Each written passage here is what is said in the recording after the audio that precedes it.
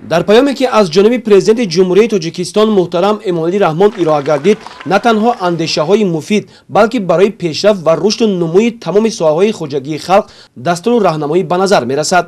махсусан соҳаи маориф, тандурустӣ, фарҳанг дар маркази диққат қарор гирифтааст.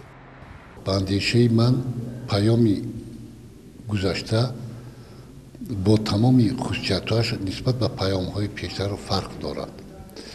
зеро асосгузори сулҳу ваҳдати миллӣ, пешвои миллат муҳтарам ҷаноби олӣ эмомалӣ раҳмон дар ин паёми тақдирсоз як қатор тадбирҳои як қатор дастурҳои пешниҳод намуданд ки агар мо сокинони ҷумҳурии тоҷикистон тибқи он амал намоем, агар зиндагии мардуми мо аз ҷумла дар тамоми соҳаҳо ба куллӣ рушд меёбад.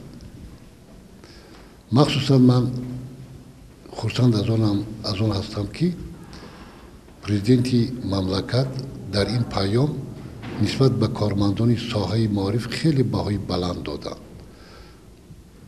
айнан дар паём зикр карда шуд ки аз ҷиҳати рушди соҳаи маориф ҷумҳурии тоҷикистони мо имрӯз дар сатҳи мамлакатҳои ҷаҳонӣ ҷои 54-ро ишғол менамояд. дар ҳақиқат ин бисёр як дастоварди бузург аст.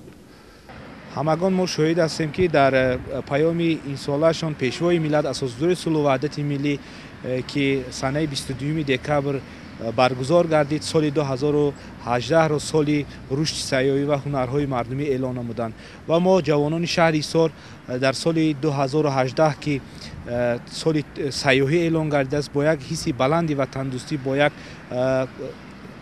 иқдоми пешгирифтаи пешвои миллат ҳамаҷониба дар бари пешвои миллат аста бо як ҳисси баланди ватандӯстӣ чорабиниҳои фарҳангию фароғатиро баргузор хоҳем намуд.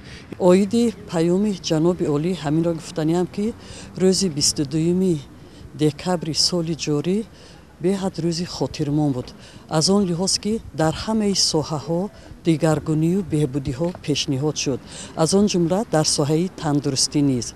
чӣ хеле ки аз суханронии пешвои миллат бармеояд, дар ин мо бояд оиди беҳбудии кори табибон бояд хизмати зиёд кунем. чуноне ки он кас гуфтанд, дар тоҷикистон бисёр гиёҳҳои табиӣ мебошанд ки метавонанд онҳо доруҳое ки аз хориҷи кишвар, доруҳое ки сифаташон паст мебошанд, онҳоро ҷояшонро иваз намуда ба ҳам табобати дастрас ва ҳам арзон ба халқи мо пешниҳод карда метавонем.